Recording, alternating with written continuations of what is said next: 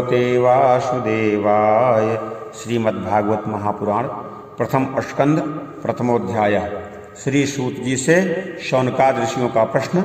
मंगलाचरण। जन्माद्यस्य यतोऽन्वयादितरतश्चार्थे स्वभिज्ञः स्वराट् तेने ब्रह्महृदाय आदिकवये मुह्यन्ति यत् सूरयः तेजो वारिमृदां यथा विनिमयो यत्र सर्गो मृषा धाम्ना स्वेन सदा निरस्तु कुहकं सत्यं परं धीमहि।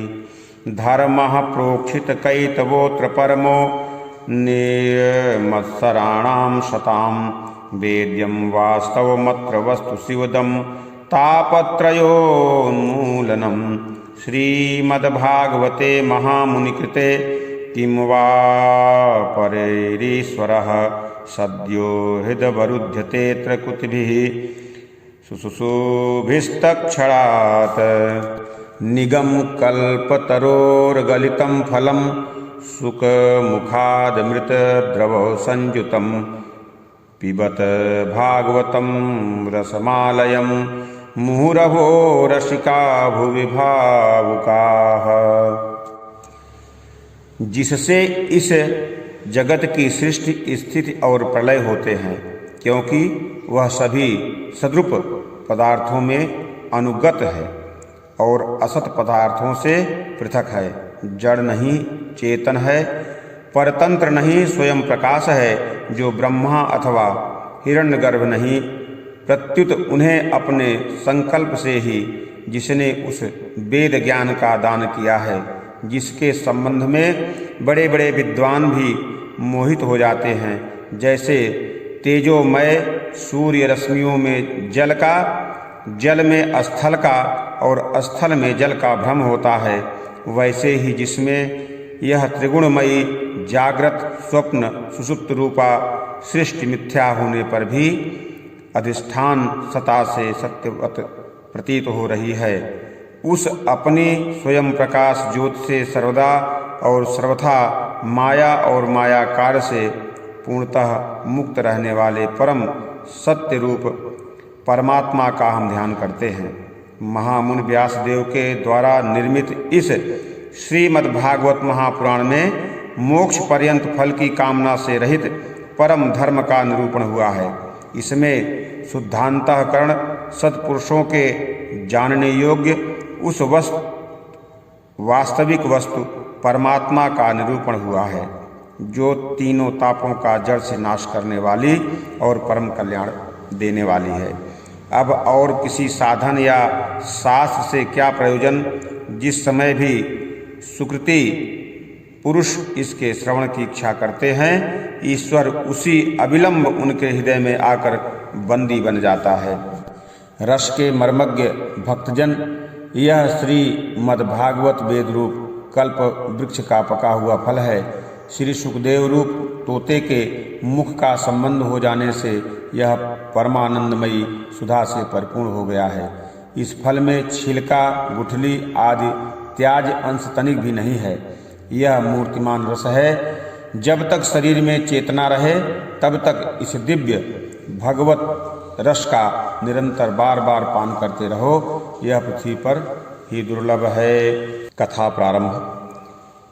एक बार भगवान विष्णु और देवताओं के परम पुण्यमय क्षेत्र नैमिषारण्य में शौनकाद ऋषियों ने भगवत प्राप्ति की इच्छा से सहस्र वर्षों में पूरे होने वाले एक महान यज्ञ का अनुष्ठान किया। एक दिन उन लोगों ने प्रातःकाल अग्निहोत्र आदि नित्य कृत्यों से निवृत्त होकर सूत जी का पूजन किया और उन्हें ऊंचे आसन पर बैठाकर बड़े आदर से यह प्रश्न किया। ऋषियों ने कहा, सूत जी, आप निष्पाप हैं। आपने समस्त इतिहास, पुराण और धर्मशास्त्रों का विधिपूर्वक अध्ययन किया है तथा उनकी भली भांति व्याख्या भी की है। वेदताओं में श्रेष्ठ भगवान बदरायण ने एवं भगवान के सगुण निर्गुण रूप को जानने वाले दूसरे मुनियों ने जो कुछ जाना है, उन्हें जिन विषयों का ज्ञान है, वह सब आप वास्तविक रूप में जानते हैं। आपका हृदय बड़ा ही सरल और शुद्ध है। इसी से आप उनकी कृपा और अनुग्रह के पात्र हुए हैं। गुरुजन, आपने प्रेमी शिष्य को गुप्त से गुप्त बात भी बता दिया करते हैं। आयुष्मान, आप कृपा करके यह बतलाइए कि उन सब शास्त्रों में, पुराणों में और गुरुजनों के उपदेश में कलयुगी जीवों के परम कल्याण का सहज साधन आपने क्या निश्चय किया है। आप संत समाज के भूषण हैं। इस कलयुग में प्रायः लोगों की आयु कम हो गई है। साधन करने में लोगों की रुचि और प्रवृत्ति भी नहीं रही है। लोग आलसी हो गए हैं। उनका भाग्य तो मंद ही है, समझ भी थोड़ी है। इसके साथ ही वे नाना प्रकार की विघ्न बाधाओं से घिरे हुए भी रहते हैं। शास्त्र भी बहुत से हैं, परंतु उनमें एक निश्चित साधन का नहीं है। अनेक प्रकार के कर्मों का वर्णन है। साथ ही वे इतने बड़े हैं कि उनका एक अंश सुनना भी कठिन है। आप परोपकारी हैं। अपनी बुद्धि से उनका सार निकालकर प्राणियों के परम कल्याण के लिए हम श्रद्धालुओं को सुनाइए, जिससे हमारे अंतःकरण की शुद्धि प्राप्त हो। प्यारे सूत जी, आपका कल्याण हो। आप तो जानते ही हैं कि यदुवंशियों के रक्षक भक्त वत्सल भगवान श्री कृष्ण वसुदेव की धर्मपत्नी देवकी के गर्भ से क्या करने की इच्छा से अवतीर्ण हुए थे। हम उसे सुनना चाहते हैं। आप कृपा करके हमारे लिए उसका वर्णन कीजिए, क्योंकि भगवान का अवतार जीवों के परम कल्याण और उनकी भगवत प्रेममयी इस समृद्धि के लिए ही होता है। यह जीव जन्म मृत्यु के घोर चक्र में पड़ा हुआ है।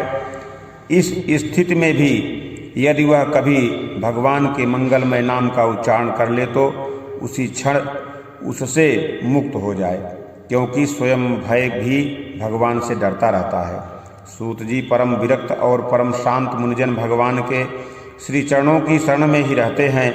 अतएव उनके स्पर्श मात्र से संसार के जीव तुरंत पवित्र हो जाते हैं। इधर गंगा जी के जल का बहुत दिनों तक सेवन किया जाए तब कहीं पवित्रता प्राप्त होती है।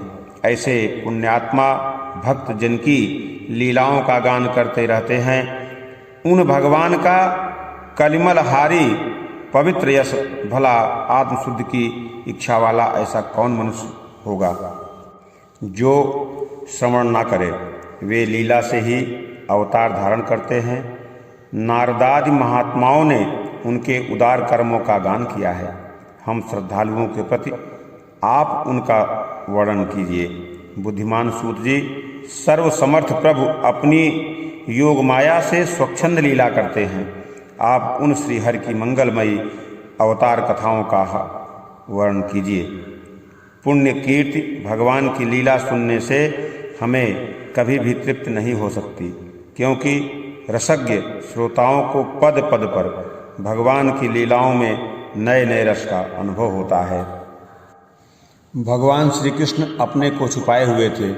लोगों के सामने ऐसी चेष्टा करते थे मानो कोई मनुष्य हो, परंतु उन्होंने बलराम जी के साथ ऐसी लीलाएं भी की, जो ऐसा पराक्रम भी प्रकट किया है जो मनुष्य नहीं कर सकते हैं।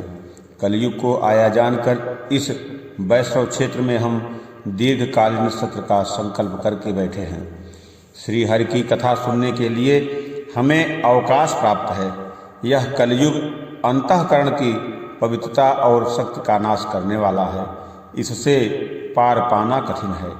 जैसे समुद्र से पार जानने वालों को कर्णधार मिल जाए, उसी प्रकार इससे पार पाने वाले की इच्छा रखने वाले हम लोगों से ब्रह्मा ने आपको मिलाया है। धर्म रक्षक ब्राह्मण भक्त योगेश्वर भगवान श्री कृष्ण के अपने धाम में पधार जाने पर धर्म ने अब किसकी शरण ली है, यह बताइए। श्रीमद्भागवते महापुराणे पारमहंस्यां सहितायां प्रथम स्कंधे नैमिषीयोपाख्यायने प्रथमोऽध्यायः। बोलो वृंदावन बिहारी लाल की जय।